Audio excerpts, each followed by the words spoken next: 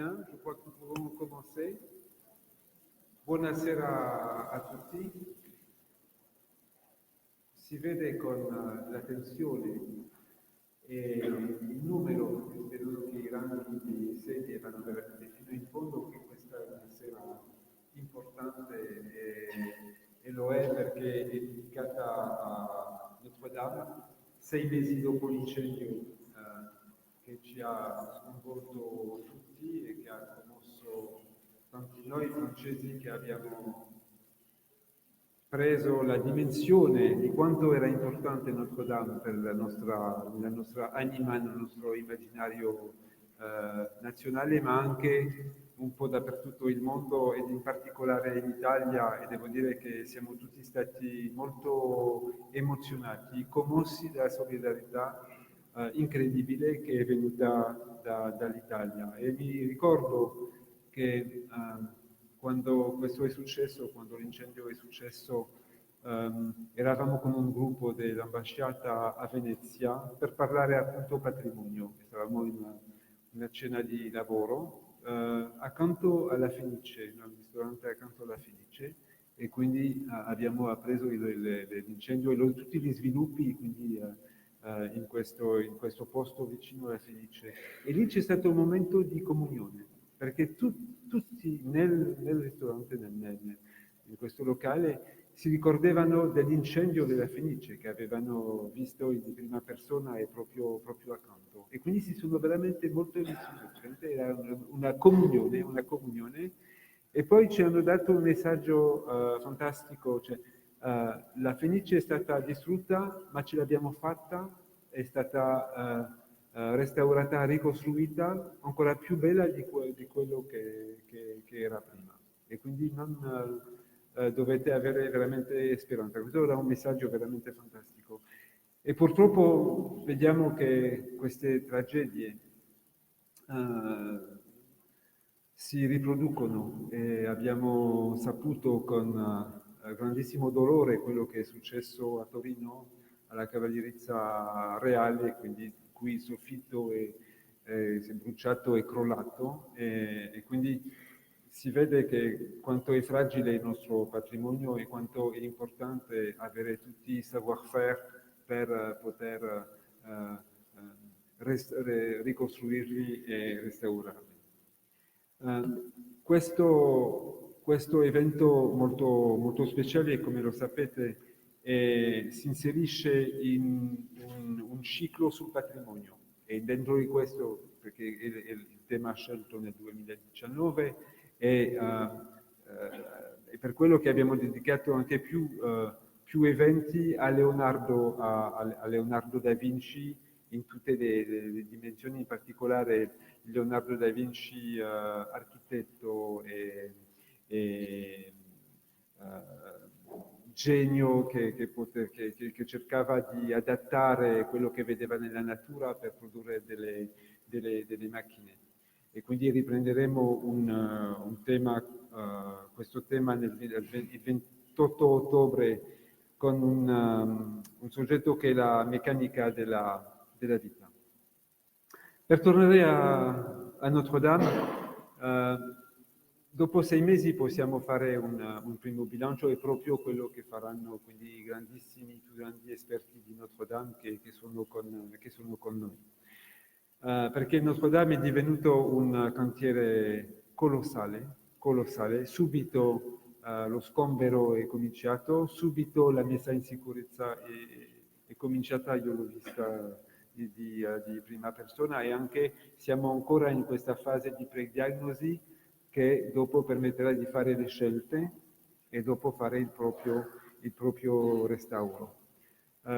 Il governo ha deciso, il presidente che segue personalmente il cantiere, hanno deciso veramente di mettere tutto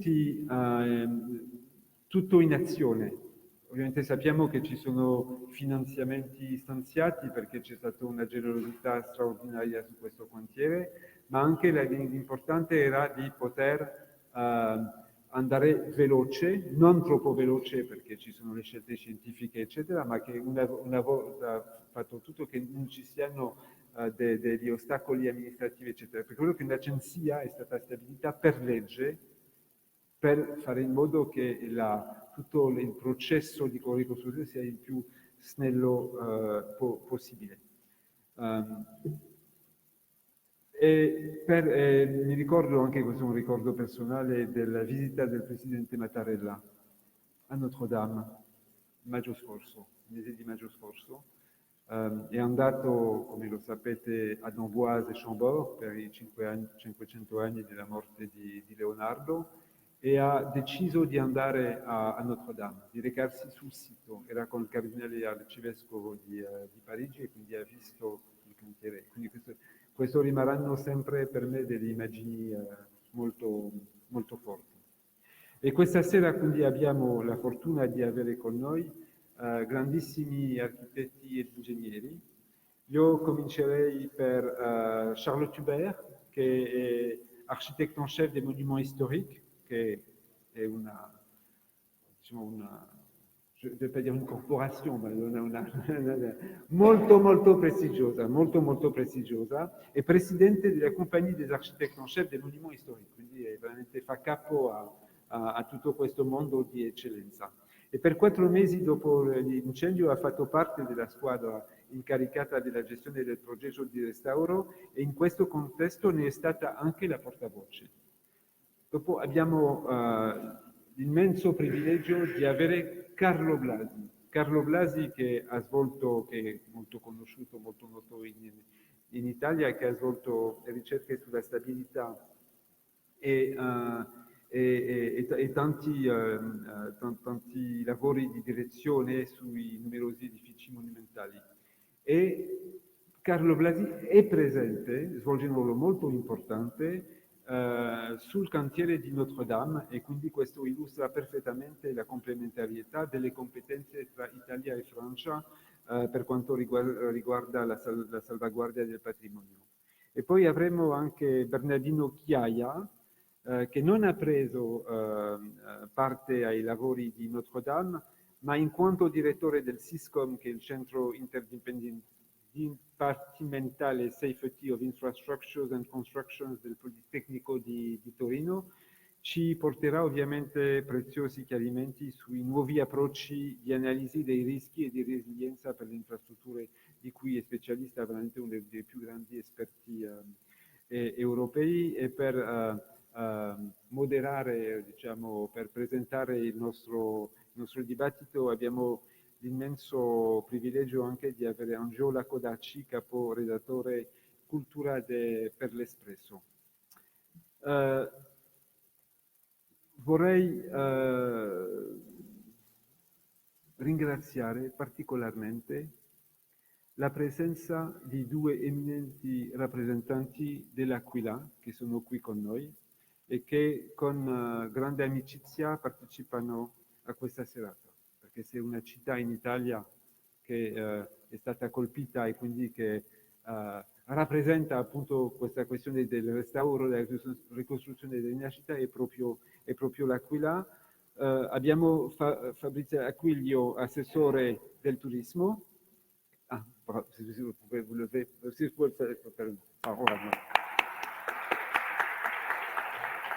E abbiamo anche Don Daniele Pinton, che è rettore della Chiesa Santa Maria del Suffragio,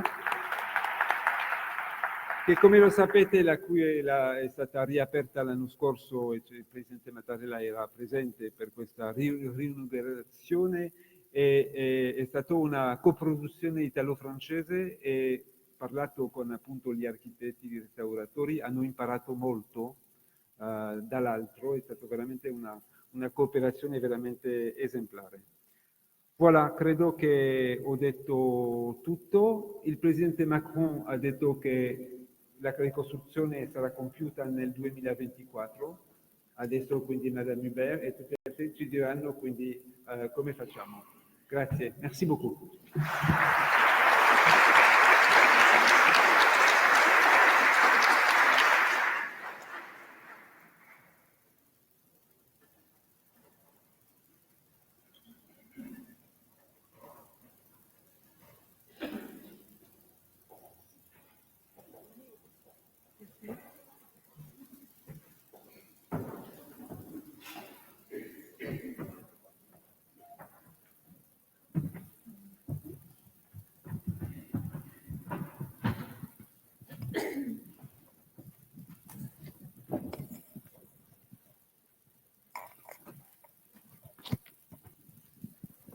Bene, buonasera a tutti, mi pare che si senta, quindi posso parlare tranquillamente. Allora, come sapete dall'introduzione dell'ambasciatore, abbiamo qui 3 grandi esperti e 3 grandi tecnici e quindi per questo io ho pensato di cominciare la serie di domande con cui cercherò di indirizzare questo dialogo da una domanda sulle emozioni, in particolare per l'architetto Hubert. L'incendio del 15 aprile è stato uno shock per tutti, anche noi italiani e in tutto il mondo che l'abbiamo visto sugli teleschermi o sugli schermi dei computer, ma a Parigi è stato uno shock che chi non era lì non può nemmeno immaginare. E adesso è ancora, io immagino, molto difficile lavorare sotto gli occhi del mondo. E volevo chiedere all'architetto Hubert che cosa ricorda esattamente del 15 aprile, anche perché l'architetto è entrato immediatamente al lavoro sul sito per affrontare la crisi già mentre era in corso l'incendio, e che effetto fa lavorare sotto gli occhi del mondo, se si sentono più le critiche o se si sente anche l'affetto di tutto il mondo. Dieu merci, on ne ressent pas de critique. Je pense qu'on ne comprend pas ce qui nous arrive le soir du 15 avril. Je pense comme beaucoup, on se dit que ça n'est pas possible. On se met au travail tout de suite et on réagit petit à petit et en effet, sous les yeux du monde, dans une vie à 2 temps, la vie du dedans, sur le chantier de Notre-Dame, et la vie du dehors, où on est soumis à une émotion qu'on découvre planétaire. Alors, je vous ai préparé, et cette question introduit très bien les quelques photos, j'espère d'ailleurs ne pas être trop longue, les quelques photos que j'ai préparées, 6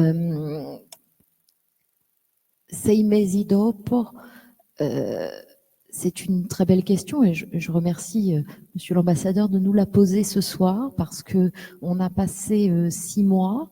Moi, j'ai été 4 mois sur le chantier. Je suis présidente effectivement du corps de la compagnie des architectes en chef des monuments historiques et je suis allée pendant 4 mois aider mon confrère Philippe Villeneuve sur place, qui lui est en charge de l'édifice. Et on a regardé que devant pour essayer d'avancer au plus vite. Et là, la question nous demande qu'est-ce qui s'est passé. Regardez un peu en arrière. Alors, montrer ces images, forcément, j'avoue que ça fait toujours très mal. Le 15 avril, pour tout vous dire, moi, j'ai découvert l'incendie par mon mari qui m'appelle sur mon téléphone portable. Il est là d'ailleurs, il m'appelle et je prends ce portable et je vois un bandeau d'information, vous savez, du journal Le Monde qui dit « Grave incendie à Notre-Dame de Paris ». Je décroche et mon mari me dit « Non seulement c'est vrai, mais c'est affreux ». C'est cette image-là, je n'ai pas réfléchi. Ça doit être un réflexe d'architecte en chef que de foncer vers les monuments historiques quand ceci se produit. Et c'est ces images-là que l'on voit. Alors là, c'est l'incrédulité, la peur, parce qu'on se dit c'est pas possible, jusqu'où ça va aller. Et puis c'est un Paris très particulier, c'est-à-dire Paris où tout le monde est stupéfait, arrêté, hagard, quelque part, les gens un peu la bouche ouverte qui regardent ça. Je me souviens d'un homme à côté de moi qui a dit non, la flèche, elle va tenir, c'est pas possible, elle va pas tomber. Et d'avoir pensé si, elle va tomber. Alors en plus, il y avait un côté très dramatique, c'était la nuit tombait et vous voyez, cette image est assez révélatrice parce que le soleil était masqué par le panache de fumée, on avait une espèce de rond rouge qui apparaissait. La flèche est bien tombée. On a vu cela. Et puis,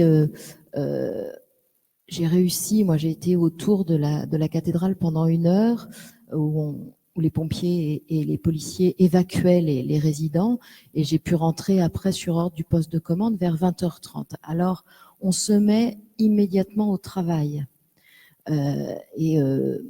Notre chef de service au ministère de la Culture parlait du mythique service des monuments historiques. C'est vrai qu'il n'existe pas et pourtant on parle toujours de notre service. C'est mis au travail très vite en nous mettant chacun à un poste. Moi, je me suis retrouvée à l'arrière de la cathédrale à compter et à évacuer les objets du trésor. Je vous ai mis ici une photo de la couronne d'épines du Christ qui a pu être sauvée, comme toutes les saintes reliques de la cathédrale. Quelque chose de miraculeux. Il faut s'imaginer la nuit au pied d'une cathédrale en feu avec ces objets que l'on sort et qu'on inventorie. Il y a un pompier spécialisé qui connaît les objets, qu'on inventorie, que l'on met dans des caisses et qu'on évacue. Un silence absolu quand on prend cette couronne d'épines, le coffret que l'on ouvre pour vérifier qu'elle soit bien là. Elle était bien là et c'est un objet non seulement évidemment religieux très important, mais qui pour toute l'histoire de notre pays est un objet fondamental. On voit ici Saint-Louis, les croisades, Saint-Louis rendant la justice sous son chêne, qui achète cette couronne une fortune pour faire de la France la fille aînée de l'Église. C'est toute l'histoire de notre pays qui se résume dans cet objet et que, heureusement, on a réussi à sauver. Donc la cathédrale est toujours en feu, on sort cet objet et puis on voit un camion partir vers la ville de Paris et là on se dit mais en fait où est-on? Que s'est-il passé? Alors je vous montre ces photos qui sont des photos qui sont mes photos sur mon téléphone portable quand à 1h30 on arrive à rentrer dans Notre-Dame. Le président Macron est venu plusieurs fois d'ailleurs, et vers minuit on lui a ouvert les portes, il n'a pas pu rentrer, il a regardé l'intérieur et nous à 1h30 on a pu faire ces photos. Alors là vous voyez photos de très mauvaise qualité mais qui vous montrent ce qu'on voit, c'est-à-dire pas grand-chose, on voit un trou quand même dans la voûte, puis au-dessus on voit plus de charpente, on se dit la voûte est crevée. Voilà, une petite lumière à l'intérieur on se dit mince, une voûte est tombée, et c'est ces visions-là que l'on a le soir, en sortant, ou en partant de la cathédrale, on se dit sale nuit. Alors quelqu'un comme moi, je remercie Monsieur l'ambassadeur sur les architectes en chef, mais aussi fameux soit-on, je n'aurais jamais imaginé rencontrer notre Premier ministre les pieds dans l'eau à 1h du matin sur un parvis de cathédrale, hagard, je dois le dire. Notre Premier ministre Édouard Philippe avait les larmes aux yeux et il nous a dit mais qu'est-ce qui nous est arrivé? On rentre chez soi, on se couche et puis on se réveille le lendemain matin en se disant j'ai fait un sale cauchemar cette nuit. J'ai rêvé que Notre-Dame était en flammes. Et puis là, on se trouve projeté, c'est ce que je voudrais vous dire aujourd'hui et qui répond à la question, on se trouve projeté dans un autre monde. C'est-à-dire qu'on se dit mais ce qui était hier mon métier de tous les jours, d'être au pied des monuments historiques, est devenu le sujet d'actualité majeur.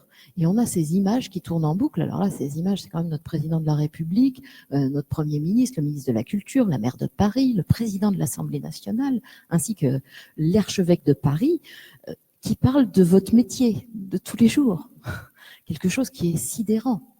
Cette image-là, qui est très floue, mais que j'aime beaucoup parce qu'on voit la tête d'Emmanuel Macron qui est sa tête du soir à Notre-Dame, effectivement. Où là, lui aussi s'est dit, mais qu'est-ce qui nous est arrivé? Alors, on retourne à Notre-Dame le lendemain dans cette espèce de monde à deux faces. C'est-à-dire qu'on arrive sur le chantier et puis là, on se dit, mais ça va, en fait. Ça se passe pas si mal.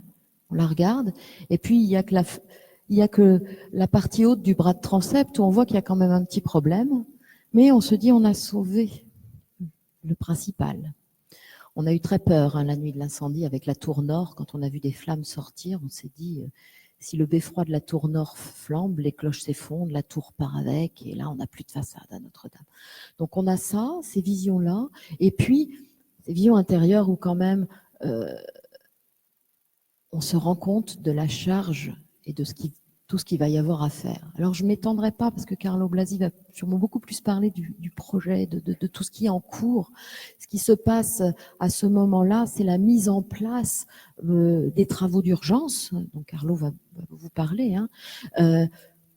Comment on peut sauver ce qu'il y a à sauver, les voûtes, la crainte que les voûtes ne s'effondrent, qui est une crainte qui est toujours là, mais c'est ces visions de la cathédrale quand on rentre, et puis des visions, ça c'est l'orgue, hein, le grand projet d'orgue de Robert de Cotte du XVIIIe siècle, vous voyez le buffet, où on se raccroche quand même à ces images en se disant mais on n'a quand même pas tout perdu, ça va aller, on se rassure soi-même. Et l'image peut-être la plus marquante, en tous les cas pour moi, c'est celle-là, c'est cette espèce de tas de décombres dans le cœur de Notre-Dame, et la Vierge au pilier, qui est le grand symbole de Notre-Dame de Paris, qui était là, immuable, tenant l'enfant entre les bras, qui, elle, n'a pas bougé, n'a pas été touchée. Alors c'est un miracle. Bon. Donc, on se met tous au travail, et puis on s'interroge, et la question qui se pose, alors là, je ne résiste pas à vous montrer les beaux dessins d'Eugène Viollet-le-Duc de Notre-Dame de Paris, cette immense émotion planétaire, pourquoi ? Alors on s'est tous dit, parce que c'est Notre-Dame de Paris, parce qu'elle est très fameuse, mais oui, peut-être que si c'était arrivé à une autre cathédrale de France moins connue, on en aurait fait moins. Mais Notre-Dame de Paris n'est pas seulement fameuse pour tous les voyageurs et touristes, c'est aussi l'histoire même de notre service des monuments historiques, l'histoire de la restauration en France. C'est l'histoire, c'est la guerre aux démolisseurs de Victor Hugo. C'est pour nous, les architectes en chef, le grand projet, j'ai un peu de mal, le grand projet de notre père à tous, qui est Eugène Viollet-le-Duc, alors qui s'est fait représenter en Saint Thomas sur la flèche de Notre-Dame de Paris. Alors vous le savez probablement, mais ces statues de cuivre avaient, Dieu merci, été déposées le 11 avril dans le cadre du chantier, et elles sont sauvées. Eugène Viollet-le-Duc est en bon état dans un atelier de restauration. La question qui s'est posée et sur laquelle je reviens avec plaisir aujourd'hui, c'est Notre-Dame de Paris est l'histoire de la place patrimoniale en France par le grand projet de Viollet-le-Duc.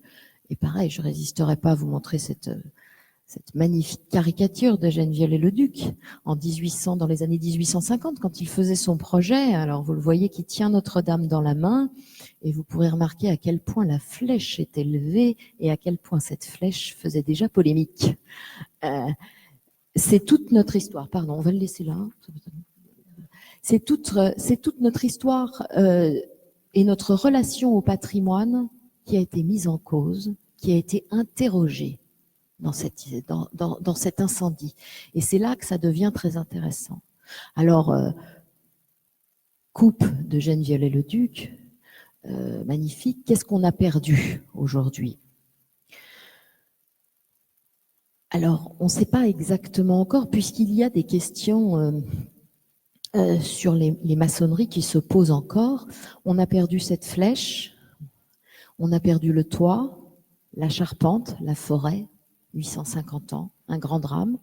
Alors, je passerai sur mes états d'âme. C'est vrai qu'on se dit aussi ce soir-là, pourquoi notre génération ? Pourquoi c'est à nous d'avoir vécu ça ?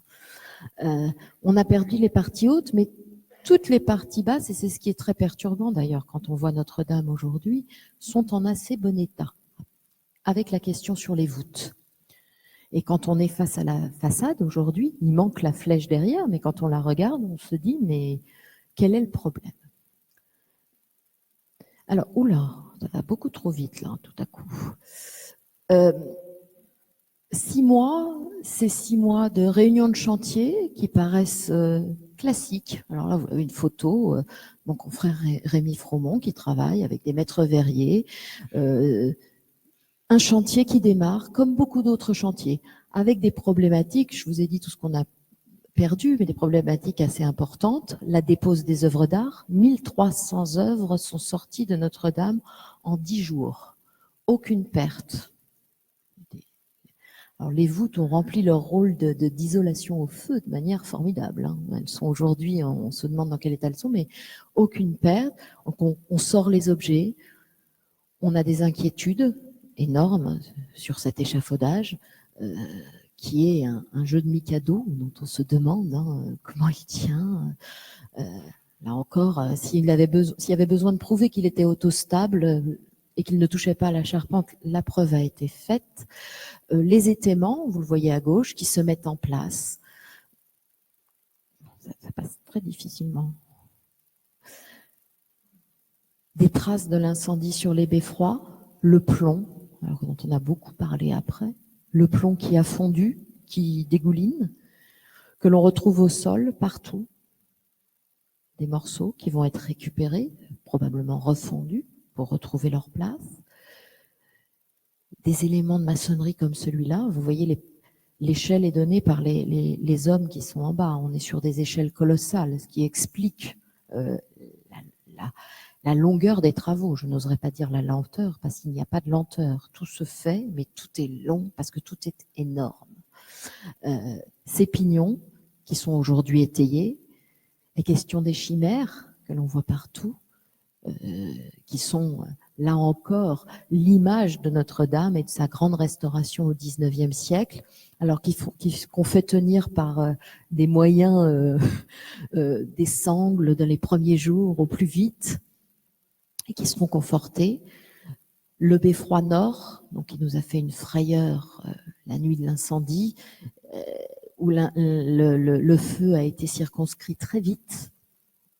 Heureusement, des étaiements donc, qui se mettent en place. Encore des chimères, et puis vous voyez, là, on regarde vers la tour nord, et ce que vous voyez au premier plan, c'est le pignon de la façade, qui a pris le feu et dont il y aura une restauration importante. Qu'est-ce qu'on peut garder? Qu'est-ce qu'on doit remplacer?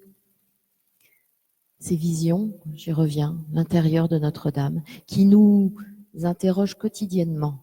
C'est-à-dire, va-t-on y arriver? Est-on au niveau? Que va répondre notre génération à ce sinistre? Et puis, réunions de chantier, des réunions de chantier qui sont, et là encore, on arrive dans une dichotomie, qui sont de moins en moins normales.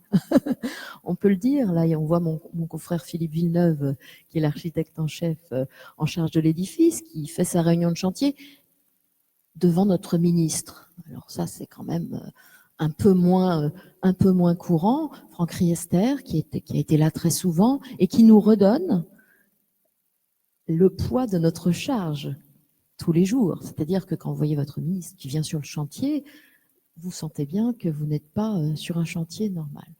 Et puis une grande question qui pendant ces 6 mois, du moins les 4 premiers mois, on va dire, 4 à 5 premiers mois, qui nous interroge et qui remet le débat de Notre-Dame sur la scène de toute la restauration des monuments historiques en France, puisque c'est la question de la loi Notre-Dame.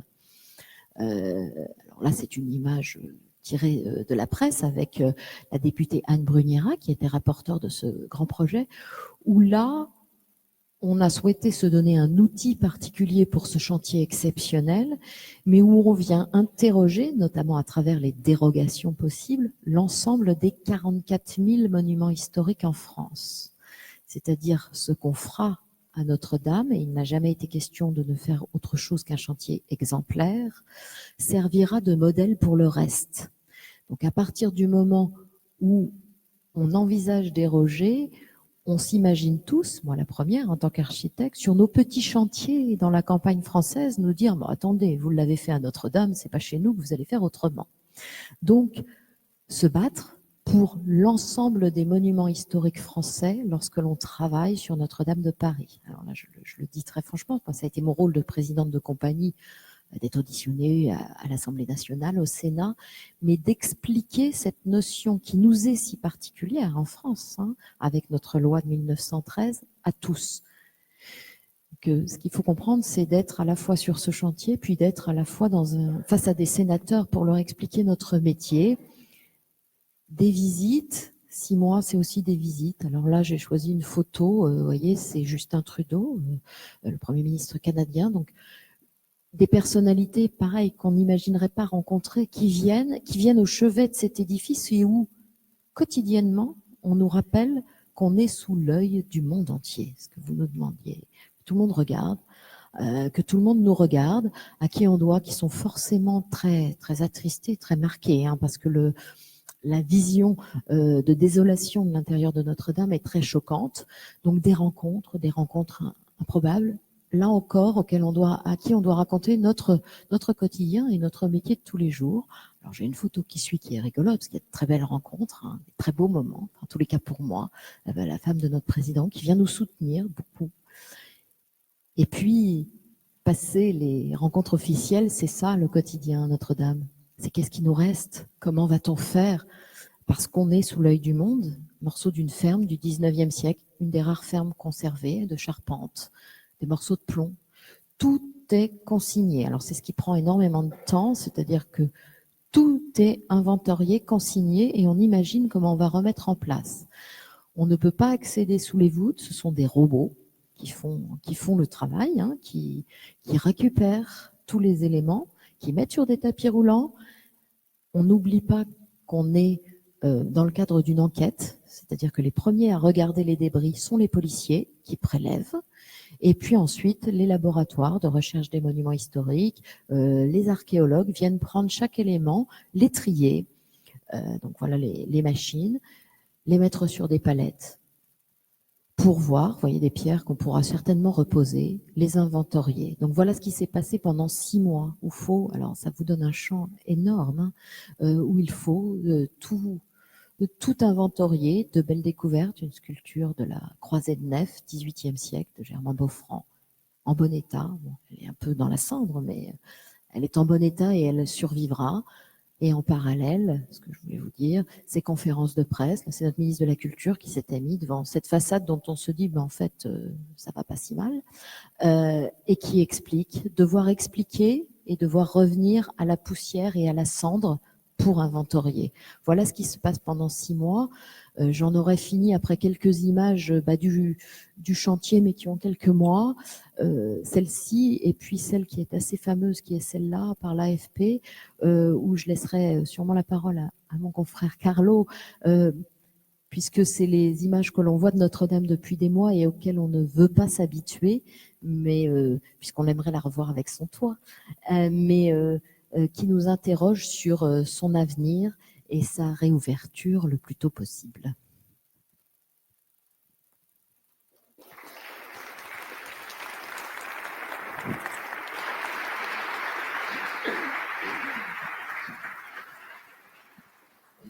Grazie. E all'architetto Carlo Blasi invece vorrei chiedere qual è la situazione adesso nel cantiere di Notre Dame, anche perché, come ha scritto Ken Follett nel suo omaggio a Notre Dame, noi siamo abituati a pensare che le cattedrali siano fatte di pietra, ma in realtà anche il legno e il piombo sono fondamentali in una costruzione come quella.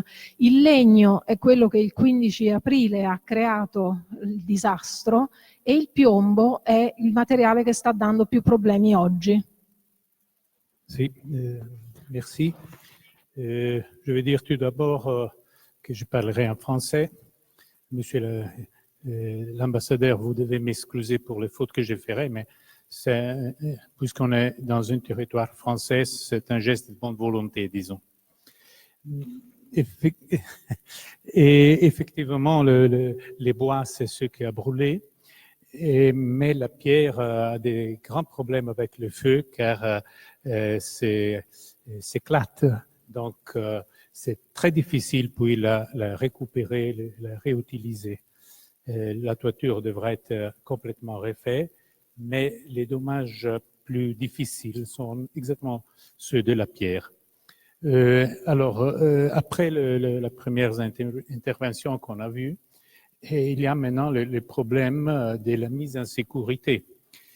Et la mise en sécurité, c'est très difficile, doit être fait par des steps l'un suivant l'autre.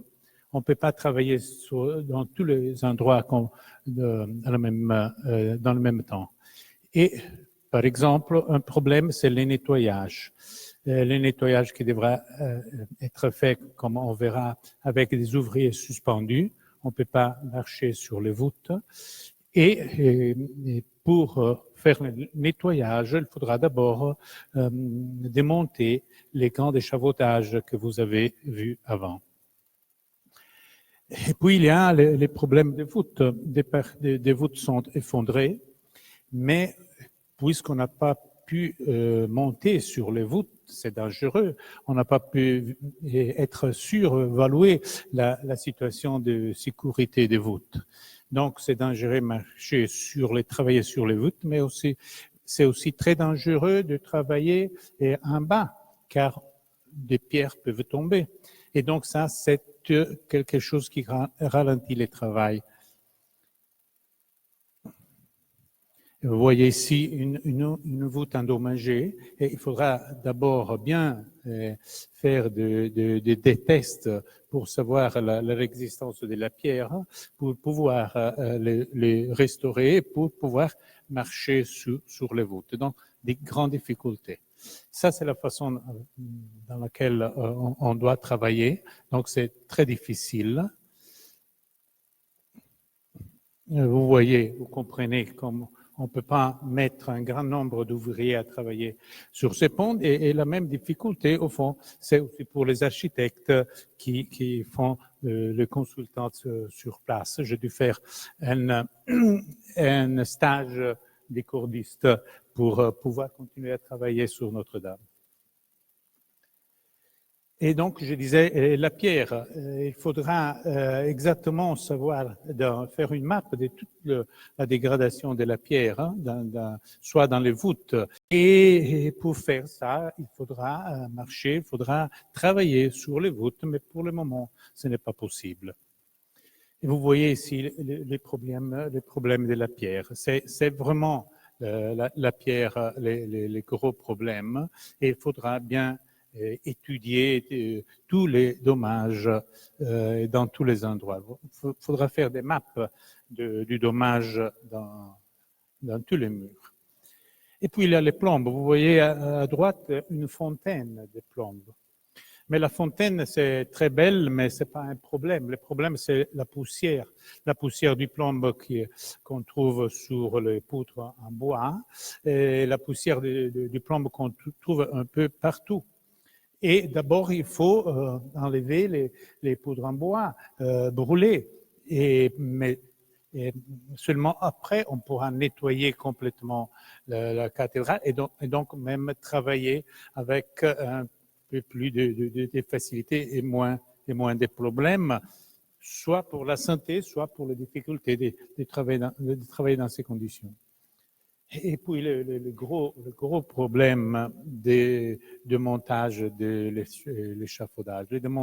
L'échafaudage est en partie fondu, donc on ne peut pas les démonter comme ça, est déformé, donc nous ne savons pas exactement quelles sont les contraintes entre l'échafaudage et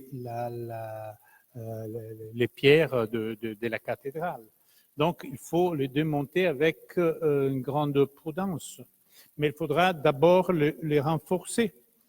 Mais pour les renforcer, il faut travailler suspendu. Vous voyez la situation actuelle. Donc, ce n'est pas possible de faire un calcul, une analyse structurelle sur une situation pareille. Et le programme, c'est celui de démonter avec des ouvriers suspendus.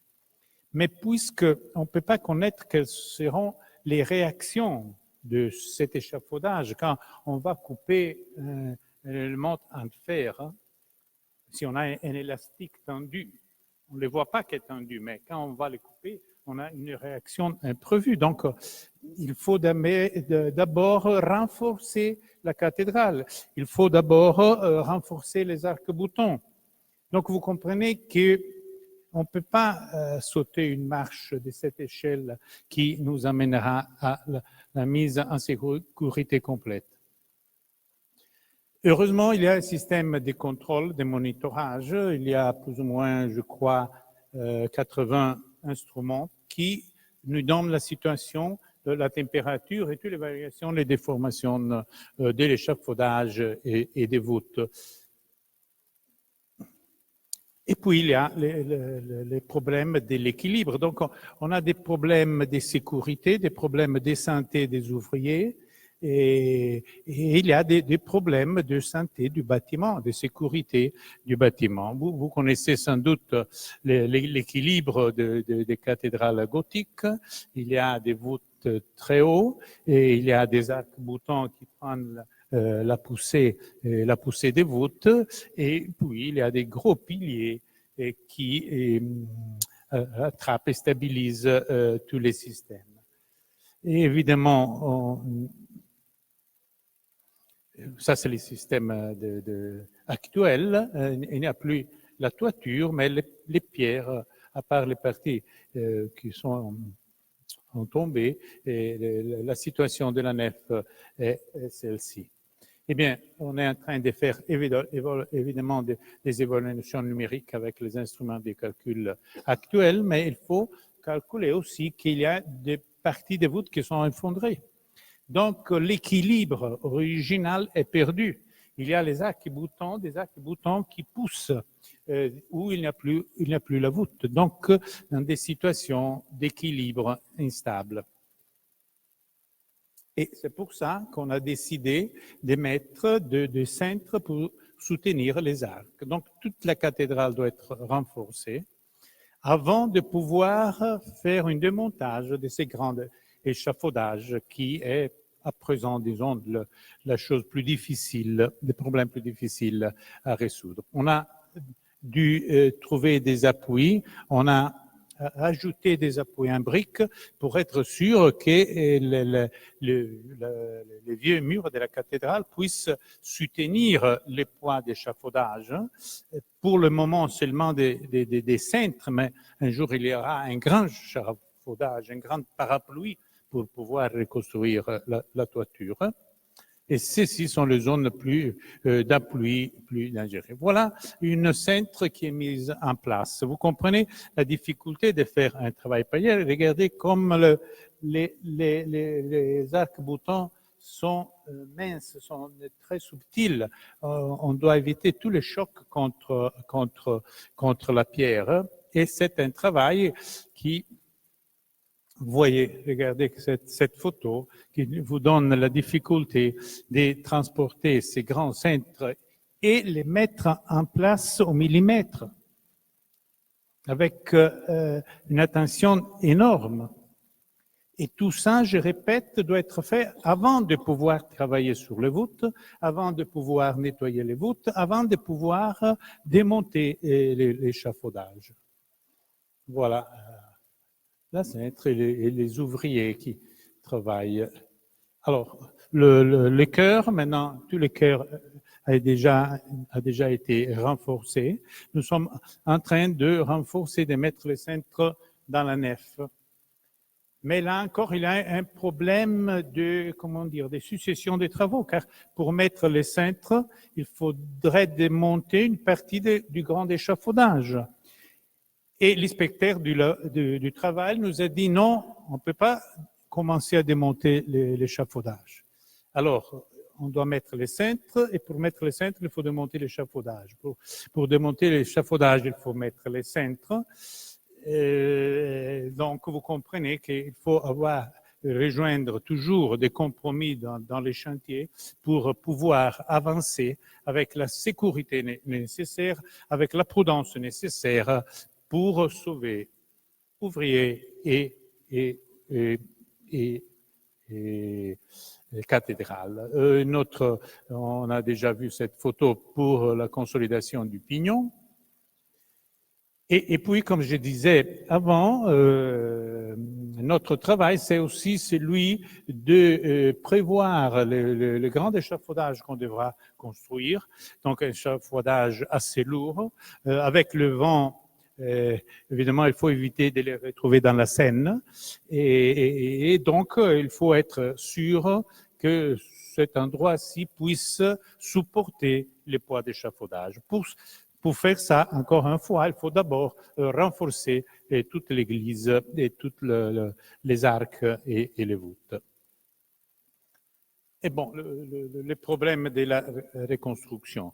Je dois dire que dans le chantier, on ne parle pas de reconstruction. Les problèmes actuels sont si gros, si difficiles, que dans toutes les réunions, on parle beaucoup de de comment faire avancer les chantiers, mais on parle très, très peu de la reconstruction, même si toute la France s'est mise en jeu. Il y a une commission pour la pierre, tous les experts des universités, des laboratoires français s'est réunis pour décider comment étudier la pierre. Une commission de bois, une commission de structure, où il y a toutes les universités qui sont disponibles à donner une aide. Donc il y a vraiment une collaboration très, très, très grande.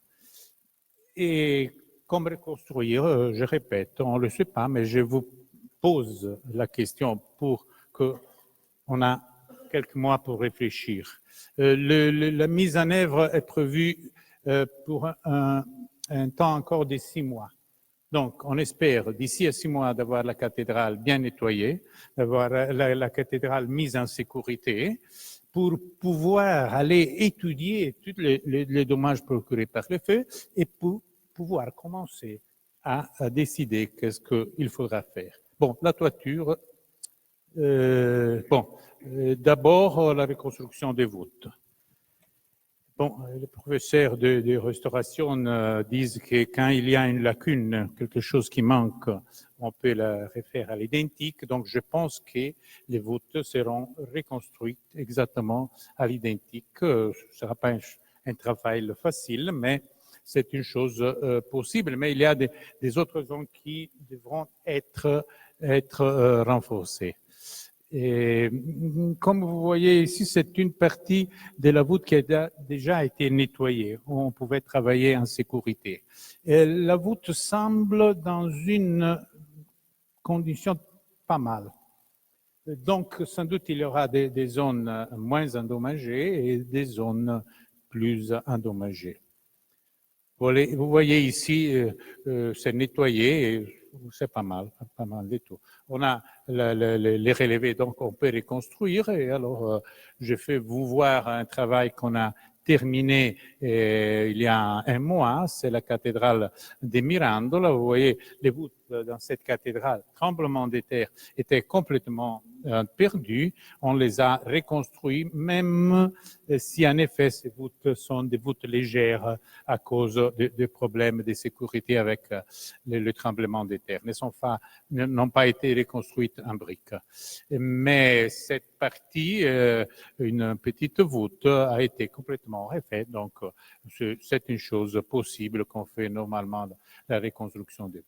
Et puis, tout le monde me demande la reconstruction de la flèche. Bon, c'est un problème sur lequel il faudra réfléchir. Et sans doute, moi, je pense, je suis en train de travailler même sur la cathédrale de Clermont-Ferrand, où la façade avec des flèches énormes a été inventée, projetée, construite par Viollet-le-Duc. Et l'intérieur, c'est une chose magnifique.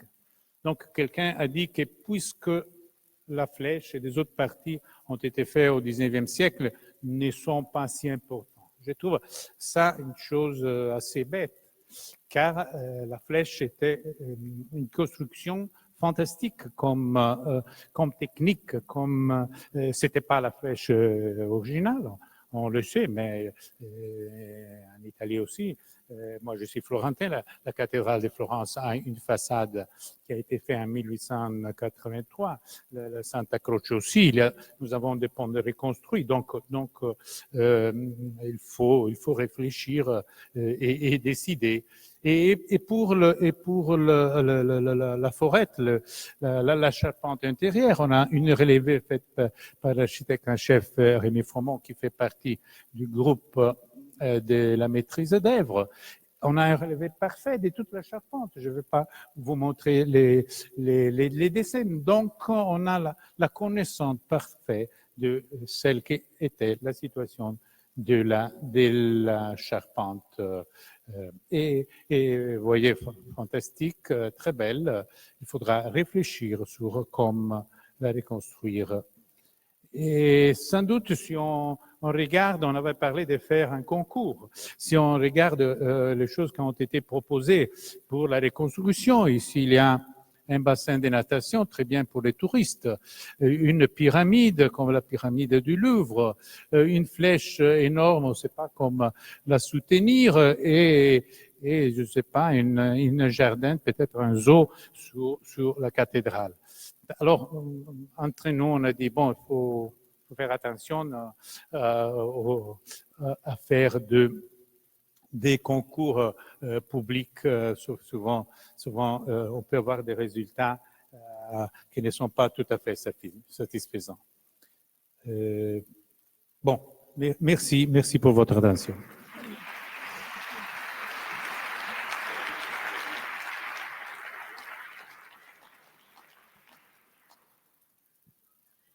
L'Italia ha purtroppo una discreta esperienza in fatto di edifici storici distrutti o molto danneggiati da incendi. Vado a memoria e non in ordine cronologico ma geografico, dal Teatro Petruzzelli a Bari, il Teatro La Fenice a Venezia, a Torino la Cappella della Sindone e stamattina la Cavallerizza. Vorrei chiedere all'ingegner Chiaia, nella sua esperienza appunto di specialista di strutture sottoposte a stress e collassi, che cosa c'è che può essere simile alla situazione che si trova a Notre Dame? Sì, grazie della introduzione. Effettivamente, je vais parler italien, pardon-moi, mon français n'est pas bon, excusez-moi, quindi parlerò italiano. Io mi laureai in ingegneria a Bari, una città del sud Italia, per chi non è italiano. Nel 91, 3 mesi dopo la laurea, bruciò il Teatro Petruzzelli. Un po' un destino, come ingegnere civile, dall'inizio io mi sono occupato di autopsie, con un lavoro, se volete, intermedio tra quello di un anatomopatologo e un medico legale. Questa nostra attività che poi abbiamo sviluppato e approfondito a Torino non è fine a se stessa, evidentemente non c'è un interesse soltanto descrittivo degli eventi catastrofici, dei collassi, degli incendi, dei crolli per terremoto, esplosioni o altro. L'ingegneria ha sempre imparato dagli errori. Quello che noi crediamo è che studiando questi eventi si possano migliorare le condizioni di sicurezza e mitigare il rischio per il futuro. Ha detto bene la dottoressa che mi ha introdotto, dopo il Teatro Petruzzelli di Bari c'è stato il Teatro Fenice che ricordava l'ambasciatore nel 96, nel 97 a Torino la cupola di Guarino Guarini, la cupola al cui interno c'è la famosa Sindone, la reliquia cattolica della Sindone. Poi ci sono stati altri piccoli episodi, l'ultimo questa mattina mentre io facevo lezione prima di prendere il treno per venire qui a Roma, alle 8 questa mattina è bruciato il tetto in legno della Cavallerizza Reale, che se non la conoscete è una propaggine del Palazzo Reale di Torino del Settecento, dove ai tempi dei Savoia si tenevano spettacoli equestri o altro, ed è rimasto questo nome, la Cavallerizza Reale. Bruciato il tetto in legno, diciamo un irriverente paragone, se vogliamo, con Notre Dame, ma il fenomeno è esattamente identico.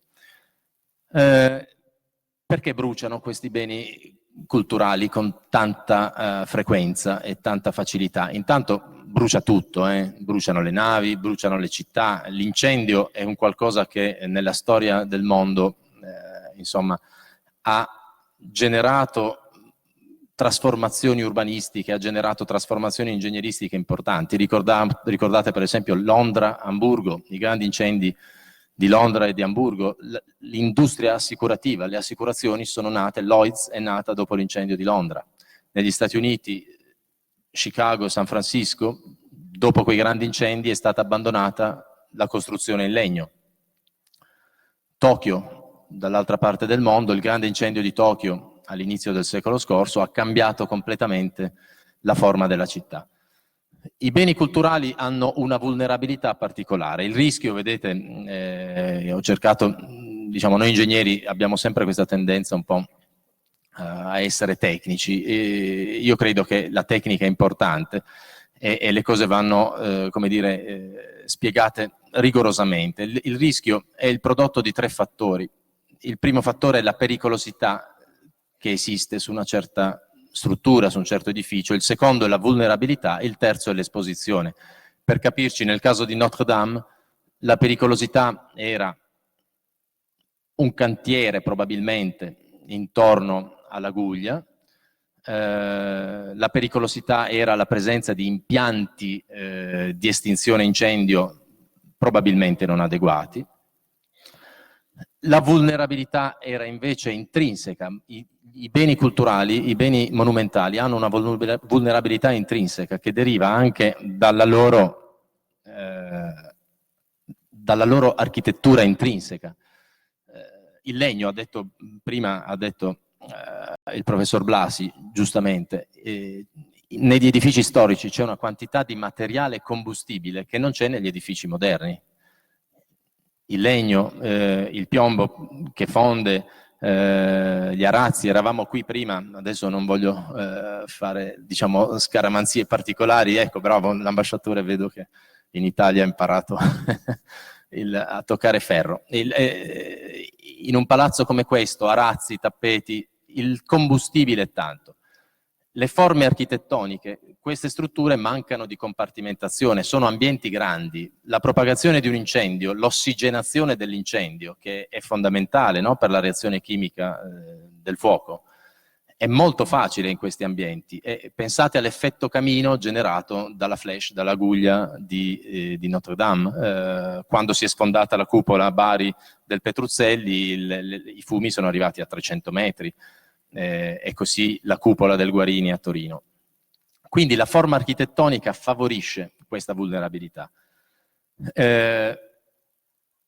Vincoli di tutela storica, questa è una vecchia storia che ci portiamo dietro noi europei, soprattutto italiani, francesi. In altri paesi c'è molta più, come dire, leggerezza e accomodanza su queste cose. Noi abbiamo un patrimonio che evidentemente va difeso e va tutelato anche esteticamente, storicamente, nella sua originalità e nella sua autenticità. Queste esigenze di tutela spesso non vanno d'accordo con le esigenze di messa in sicurezza e di mitigazione del rischio. E infine, un aspetto appunto che ho menzionato prima, non è casuale che l'incendio della Sindone nel 97 è nato da un cantiere di restauro, l'incendio della Fenice nel 96 altrettanto. Notre Dame ancora non lo sappiamo, noi stiamo collaborando con amici di Grenoble e di Pont-Saint-Chaussée a Parigi sulla simulazione del crollo e ovviamente aspettiamo le risultanze dell'indagine giudiziaria, quindi non possiamo esprimerci sulle cause dell'incendio di Notre Dame, però è una singolare coincidenza la presenza di un cantiere di restauro. La Sindone di Torino nel 97 fu il calore di una lampadina rimasta accesa a innescare l'incendio in una busta di solventi che servivano per pulire i marmi e da questi solventi dal cantiere si propagò l'incendio all'interno della cupola. Per inciso, l'ambasciatore ricordava Macron ha promesso 5 anni per ridare Notre Dame ai francesi. Notre Dame è il monumento più visitato del mondo, più del Colosseo di Roma, mi sembra 14 milioni di visitatori annui, mi diceva prima qualcuno. È evidente che c'è un'esigenza di identità nazionale, un'esigenza di storia, direi anche europea, sovranazionale, sovrafrancese. Ma non penso che siano possibili 5 anni per un'operazione del genere. Ha detto bene il professor Blasi, siamo in una fase di messa in sicurezza che durerà probabilmente 1 anno e mezzo, 2 anni, forse 3, poi si inizierà la ricostruzione, poi si dovrà pensare a come fare tutto questo. La Cappella della Sindone a Torino è bruciata nel 97, è stata restituita ai cittadini nel 2018, 21 anni di lavori, ed era una cappella, non era Notre Dame. Quello che vi dicevo che impariamo dalle analisi di questi casi, no? È un lavoro affascinante, devo dire, il lavoro dell'ingegnere, sicuramente è più affascinante il tuo, Carlo, che crei e restauri e realizzi, però è affascinante anche il lavoro di analisi, diciamo, e di studio di questi eventi, perché, come vi dicevo, ci porta a migliorare le nostre tecnologie. Quello che si fa nella tutela dei beni storici normalmente, o meglio, quello che si dovrebbe fare, è innanzitutto un'attività di manutenzione predittiva.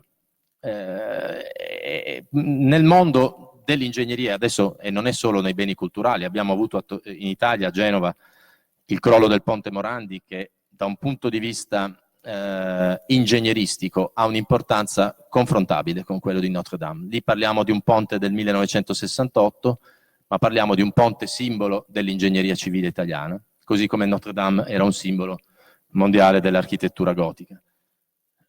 La manutenzione predittiva è colpevolmente assente nella tutela dei beni culturali. Questo è sacrosanto, dovunque. Credo l'esempio di Notre Dame probabilmente ci conferma che anche in Francia questo avviene, ossia, un po' come nei ponti italiani, in un ambiente diverso, si confonde o si vuole confondere la riparazione e la manutenzione ex post con la prevenzione e la manutenzione predittiva. I concetti sono completamente diversi. Prevenzione significa appunto prevenire, ridurre, mitigare le potenziali situazioni di rischio.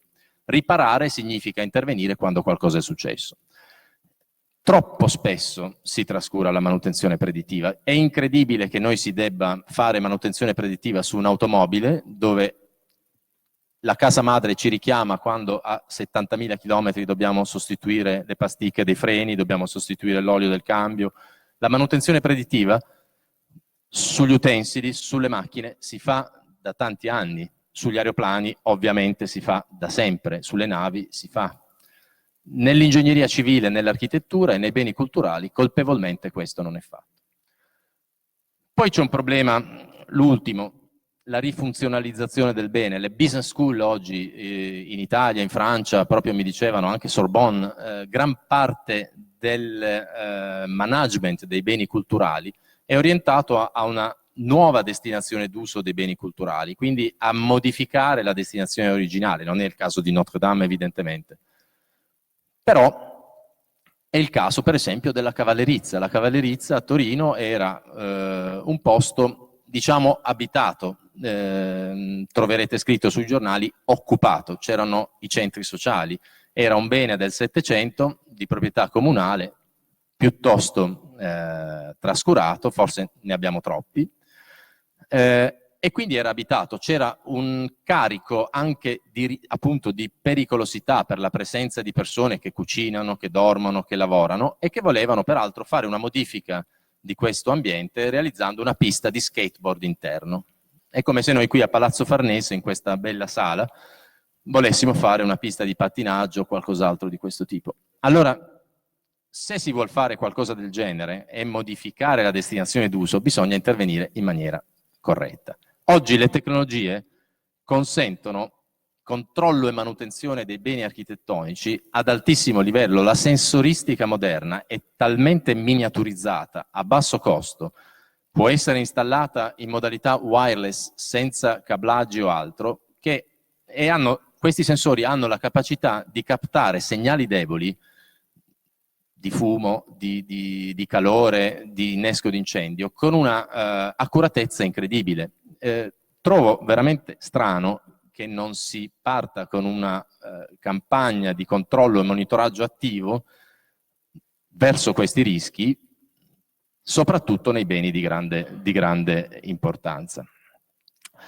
Vorrei finire poi con una nota proprio filosofica. Vedo qui qualche collega, qualche amico, architetti e ingegneri e mi seguiranno. Le analisi di sicurezza, le analisi di rischio, noi ingegneri siamo stati abituati e ancora insegniamo ai nostri ragazzi a farle basandoci sulla resistenza, quindi sulla presunzione di conoscere quali possono essere le cause e gli eventi che inneschino qualcosa, il terremoto, l'incendio, un'esplosione, i carichi. In realtà ormai si è visto che gli imprevisti sono troppi.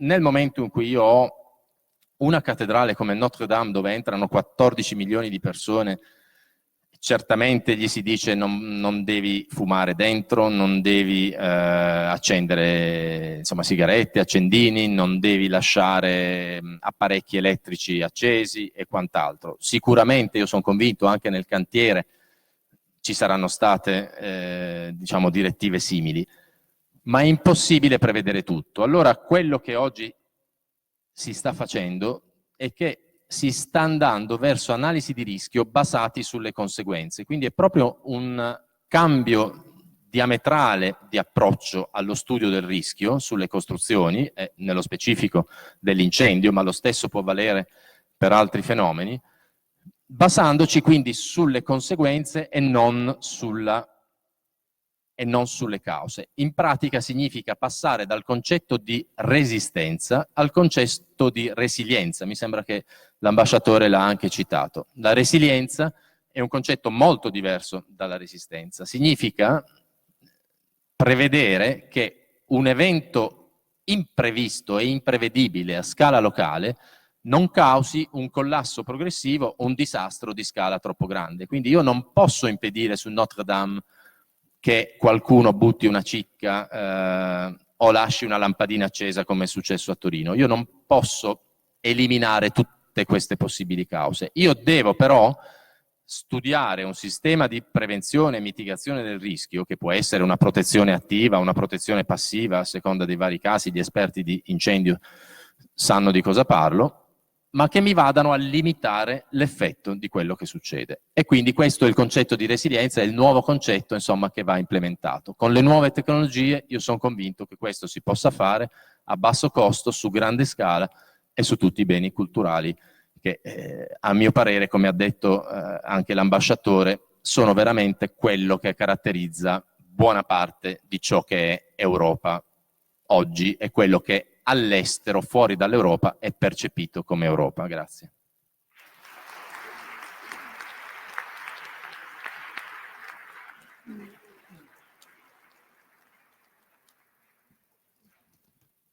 Sì. Ah, benissimo, no, c'è un po' più tempo, c'è un po' più di tempo, quindi le domande possono essere due, quelle su cui io vorrei provocarvi anche a uscire da proprio le competenze specifiche e andare su quello, sulle vostre opinioni in base alla vostra esperienza.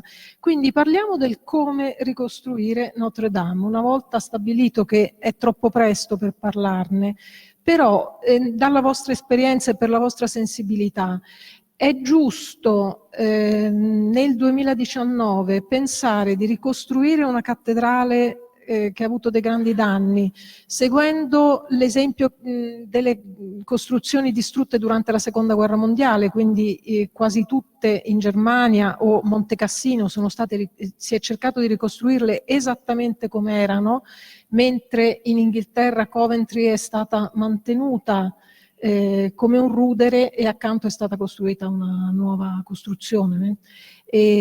Oppure è giusto fare come si fa in pittura: se c'è un quadro molto danneggiato lo si restaura, ma si fa in modo che ad un esame attento si possa vedere il segno del restauro e riconoscere quello che è originale da quello che è nuovo. Partiamo dall'architetto Hubert.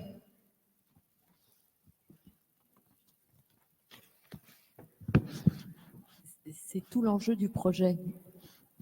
Alors effectivement, on a des références dans toute l'Europe. On en a en France particulièrement, hein, et c'est une question qui est venue. Alors Carlo a montré des projets qui sont sortis le lendemain ou le surlendemain de l'incendie. La question du projet est que raconte-t-on en fait, que donne-t-on à lire dans cette restauration de notre époque? Alors, on a beaucoup parlé, et j'en reparlais là avant avec les journalistes en France, on a beaucoup fait le parallèle entre Notre-Dame de Paris et la cathédrale Notre-Dame de Reims en 1917 et 1918. qui a été très, très endommagée, donc cathédrale extrêmement importante puisque cathédrale des sacres des rois de France, très endommagée à la Première Guerre mondiale, sur laquelle il y a eu un grand débat.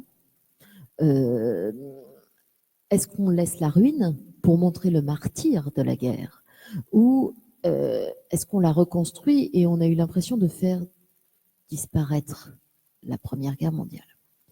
Alors à cela, effectivement, si l'état de Notre-Dame de Reims en 1917 et 18 est comparable, quoique plus grave, à celui de Notre-Dame de Paris en 2019, on s'éloigne radicalement, les deux sujets s'éloignent radicalement quand on pense au contexte.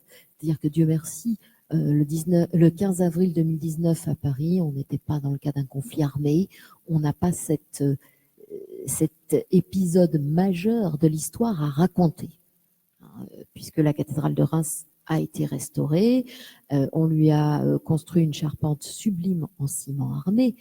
C'est l'histoire du gant retourné. De l'extérieur, on ne le voit pas. On a choisi, et à mon sens, heureusement, de restaurer cette cathédrale. C'est très difficile de vivre avec une ruine au milieu de sa ville. C'est la vision de mort tous les jours. Donc on a décidé de la restaurer, mais quand on rentre à l'intérieur, et là le gant se retourne, cette charpente des années 1920 raconte la Première Guerre mondiale. À Paris, on est dans le cas d'un accident grave, et d'un accident par cet incendie qu'il faudra réparer. Donc la question qui se pose dans le projet, c'est celle-là. Il faut pouvoir faire le bilan et savoir ce que l'on raconte. Les exemples que vous citez effectivement en Allemagne, notamment, où on a laissé ces ruines béantes, on est revenu dessus, je pense au projet de Cologne avec le musée Colomba, où on a laissé cette ruine, on s'est installé dedans, puis on est revenu faire un projet. Il se trouve qu'entretenir la ruine, c'est aussi très complexe, et la faire comprendre, et qu'on a peut-être d'autres moyens par la capacité de saisir l'espace que de laisser cette vision un peu primaire de la ruine au milieu de la ville. Donc la question, elle est ouverte. Notre président de la République a souhaité poser la question très tôt sur la flèche. On en a beaucoup parlé. Il n'a pas interrogé sur l'ensemble de la cathédrale, mais la question de la flèche. Et puis, il l'a élargi dans un discours au mois de mai aux abords et au parvis de la cathédrale, qui est une chose extrêmement importante.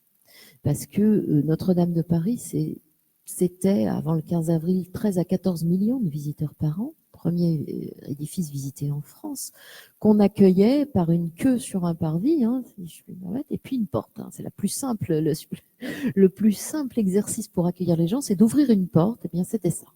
Donc les gens, qu'il pleuve, qu'il vente ou qu'il neige, attendaient sur ce parvis, et on commence à réfléchir, quand même à se dire, à penser musée de l'œuvre. Qu'est-ce qu'on peut apprendre aux gens avant qu'ils pénètrent dans l'édifice? Est-ce qu'on peut réduire les nuisances aussi à l'intérieur de cette cathédrale? Beaucoup ont dit qu'on avait l'impression d'entrer dans un hall de gare parce que tout le monde parlait, les guides, il y avait tellement de monde.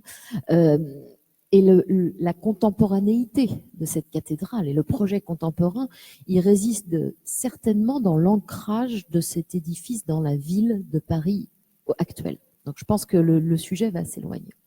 Voilà. Après, faire le projet, il faut se poser toutes ces questions, et il y en aura sûrement plusieurs à déterminer, et sûrement plusieurs réponses. Le problème de comment reconstruire, c'est un problème qui est débattu depuis quelques siècles. Donc, c'est un peu difficile en quelques minutes de les résumer. Et moi, je crois que tous les bâtiments doivent être analysés et les solutions doivent être différentes. Ça dépend des différents bâtiments. Je ne crois pas dans les idéologies. Et il y a ceux qui disent jamais reconstruire à l'identique ou il faut refaire les enduits comme ils étaient et tout ça. Je trouve que c'est un problème beaucoup plus difficile. Et il y a des exemples. On parle de la guerre. Après la guerre, la cathédrale de Rouen a été reconstruite avec la toiture en béton armé. Donc c'est une structure en béton armé au lieu d'une structure en bois. Car aujourd'hui, nous pensons que le bois, c'est mieux, c'est plus léger, c'est plus flexible, c'est plus ductile. Donc il y a des problèmes techniques. Le pont de Santa Trinita à Florence a été reconstruit à l'identique, avec des études très précises pour la reconstruction. Et à présent, elle est les plus beaux ponts qu'il a dans tout le fleuve de l'Arno. Heureusement qu'on l'a reconstruit à l'identique. Magnifique. Le pont de Mostar. Moi, j'ai participé à la reconstruction du pont de Mostar. C'était le symbole de la ville. Mostar veut dire pont. Et il y a un grand architecte, Andrea Bruno, qui avait fait un projet magnifique de reconstruction de ce pont moderne. Mais pour la ville qui s'appelait Pont, le fait que les ponts, c'était le symbole de l'activité ottomane en Bosnie. C'était quelque chose, la gente voulait absolument le reconstruire. Le pont avait été détruit car il était un symbole. Donc là-dedans, ce n'est pas une construction, ce n'est pas quelque chose que les architectes, dans lesquels les architectes peuvent décider tout ce qu'ils veulent. Il y a des problèmes sociaux, des problèmes politiques. Les problèmes pouvaient être comme les reconstruire. Par exemple, on avait prévu de conserver toutes les parties restées et à la fin, l'entreprise a complètement détruit toutes les traces anciennes et donc comment les reconstruire. La Fenice, vous rentrez dedans, c'est à l'identique, mais la structure est complètement différente.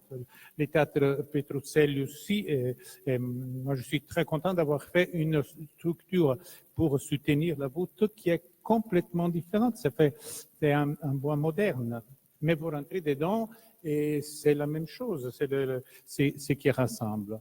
Et donc je trouve que ce n'est pas si facile de décider si on prend en considération seulement des idéologies. Les problèmes sont plus difficiles. Il y a les personnes, l'histoire. Une chose que je ne comprends pas, c'est de dire, non, comme des collègues professeurs italiens ont écrit, la toiture de la nef, ça va, car c'est plus ou moins celle du Moyen-Âge, plus ou moins, car a été quand même reconstruite une bonne partie par Viollet-le-Duc. Mais la flèche, non. La flèche a été faite par Viollet-le-Duc au XIXe siècle, donc on ne doit pas la reconstruire. Alors ça vraiment, je ne comprends pas. Si l'histoire est importante seulement jusqu'à un certain moment, ou si une œuvre d'art peut être reconstruite, ou non, à l'identique. Mais, je répète, je pense qu'il faut réfléchir beaucoup. E le restano pochi minuti per dimostrare concisione ingegneristica. Infatti questa è una domanda per me un po' complicata, nel senso che ci provo a rispondere, ecco, nel senso mi viene in mente la sua domanda, come ricostruire. Ricordo in Giappone ho avuto il privilegio di visitare per alcuni giorni Tokyo con Kengo Kuma, che è un famoso architetto giapponese. Gli ho chiesto, ma come mai qui a Tokyo le pagode, i templi sono tutti come nuovi? E sono templi in legno, pagode in legno, che hanno 500, 600 anni o forse più. E lui mi disse, noi quando una colonna è un po' marcita la togliamo e ne mettiamo una nuova. Quando la vernice si è un po' sbiadita andiamo e pittiamo nuovamente. E io gli dissi, noi in Italia, in Europa in generale abbiamo un approccio un po' diverso, tendiamo a conservare, non a sostituire, tendiamo non a trasformare. E lui mi disse, guarda, le cellule viventi muoiono e rinascono. Quindi l'approccio voleva giustificare, insomma, questo approccio di conservazione giapponese con questa analogia con le cellule viventi. E lui mi disse, quello che è importante in una pagoda è che resti il cuore, così come in un essere umano c'è il cuore. Finché batte il cuore l'essere umano è vivo, finché batte il cuore della pagoda, la pagoda è viva, conta poco se la trave è nuova, se il pilastro non è originale, eccetera. Ora, qual è il cuore di Notre Dame? Me lo deve dire un francese probabilmente, lo dovrebbe dire Viollet-le-Duc o forse un architetto con una certa sensibilità. Io non lo saprei dire. Mi viene in mente che il cuore dell'architettura gotica è questa, come dire, snellezza verso l'alto. Diciamo, io cercherei di conservare quello. Poi che il mattone sia la pierre parisienne gialla o il travertino romano, probabilmente non impatta troppo, però oltre questo io non so dirle. Je voulais juste ajouter, très intéressant, c'est l'histoire des Japonais, et juste ajouter, effectivement, sur Notre-Dame de Paris, on parle d'un édifice extraordinairement particulier, parce que c'est l'icône de la cathédrale gothique du XIIIe siècle en France. C'est l'icône. Et à l'exception du XVIIe siècle, avec le vœu de Louis XIII, où on a fait une intervention classique, les architectes qui ont travaillé dessus ont tous été plus gothiques que gothiques. Avec le summum étant Viollet-le-Duc, avec cette flèche qu'elle donne un langage du XIIIe siècle. Voilà, il s'inscrit. Donc on ne peut pas se déconnecter de l'édifice même, où chacun est intervenu avec cette volonté. Qui plus est, la cathédrale a été classée monument historique après les interventions de Viollet-le-Duc. Donc on a protégé cette cathédrale, et la loi sur les monuments historiques en France, c'est quand même un outil législatif assez puissant, avec les interventions de Viollet-le-Duc. Ce qui est intéressant dans ce que vous disiez sur les Japonais, ce qui est très vrai, c'est que la protection, l'approche qu'ont les Japonais qui reconstruisent, eux, ont quand même un poids très fort sur la capacité à faire, à fabriquer, ne pas perdre le savoir-faire de la main pour le fabriquer. Et c'est une question qui est intéressante, qu'elle rejoint notre sujet, Notre-Dame de Paris, où on parle beaucoup de a-t-on encore les matériaux? Alors sur le bois, ça serait quand même diable, puisqu'aujourd'hui en France, on essaye de construire en bois, les grands immeubles sortent en bois, on doit être écologique et construire en bois. Alors ça serait un drame si sur Notre-Dame, on ne pouvait pas imaginer construire une charpente en bois quand même. A-t-on les capacités de matériaux, a-t-on la main d'œuvre? Et on rejoint ces questions-là en fait, de savoir aussi restaurer. L'identique permettrait de mettre en œuvre une grande charpente en bois avec des techniques anciennes. Ça peut être un projet qui n'est pas moins contemporain qu'un projet plus contemporain, peut-être plus mécanisé. Il y a plein d'options. Dans tous les cas, l'édifice, c'est vrai que son langage du XIIIe siècle, si elle était devenue cette icône, c'est parce que tout le monde l'avait respectée. Bene, allora il nostro dialogo finisce qui, sicuramente il dibattito continuerà anche tra le persone che sono qui in questo pubblico, che ringrazio particolarmente, siete molto numerosi, siete stati molto attenti, molto silenziosi. Ringrazio i nostri relatori, ringrazio il nostro ospite, l'ambasciatore di Francia, e vi do appuntamento alla prossima data dei dialoghi del Farnese, e poi ci ritroveremo un giorno dentro Notre Dame, forse non tra 5 anni, ma comunque presto e bene.